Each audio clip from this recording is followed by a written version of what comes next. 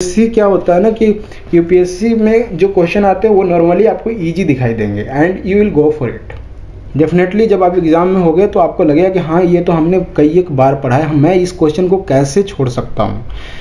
एक ईगो वाली बात आ जाती है कि how can I left that question, I have read multiple times. ये मतलब कि आप कंसेप्ट मल्टीपल टाइम्स का देख चुके, लेकिन आप देखो ये 2012 का प्रीलिम्स का ही क्वेश्चन है और यहाँ पर बच्चों ने क्या गलती की थी वो मैं आपको बताऊंगा और उसका एक्सप्लेनेशन भी दूंगा करेक्ट आंसर का। यहाँ बच्चे क्या, यहाँ तक कि बहुत सारे जो क्वेश्चन बैंक है उसमें भी आप गलत आंसर देखोगे, लेकिन यूपीएससी ने जो आंसर रिलीज किया था वो अलग था।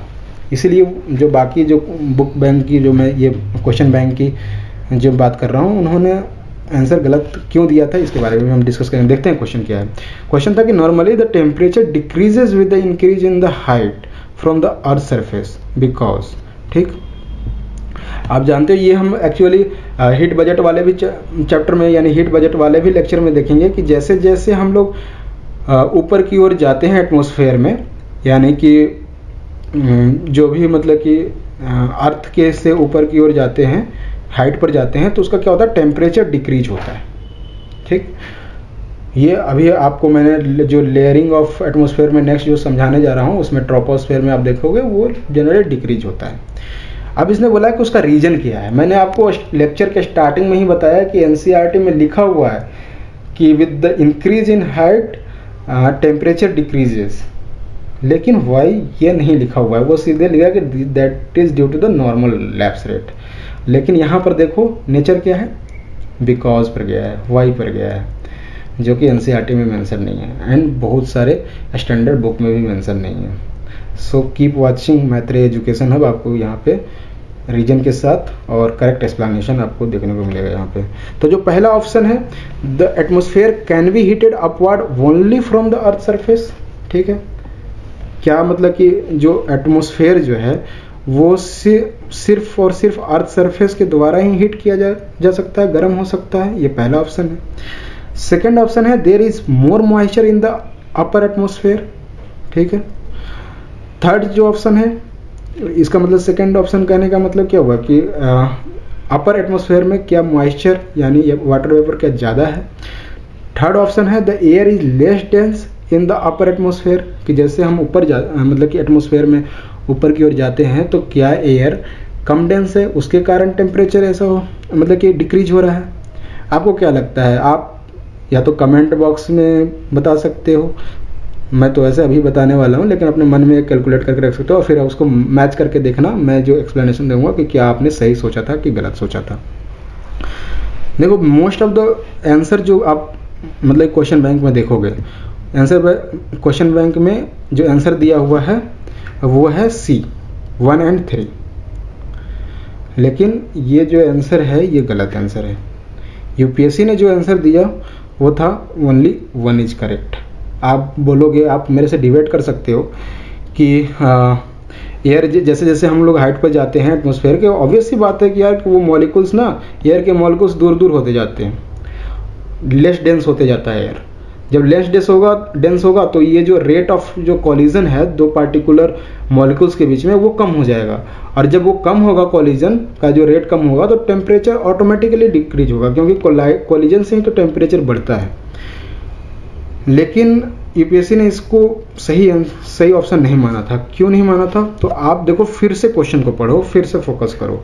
यहाँ पर एक वर्ड है नॉर्मली, ठीक है, नॉर्मली भी फोकस करो। Normally the temperature decreases with the increase in the height from the earth surface. इसने नॉर्मल सिचुएशन की बात की कि अगर हम लोग अर्थ सरफेस से ऊपर की ओर जाते हैं तो टेम्परेचर डिक्रीज होता है, इसने ये बताया है।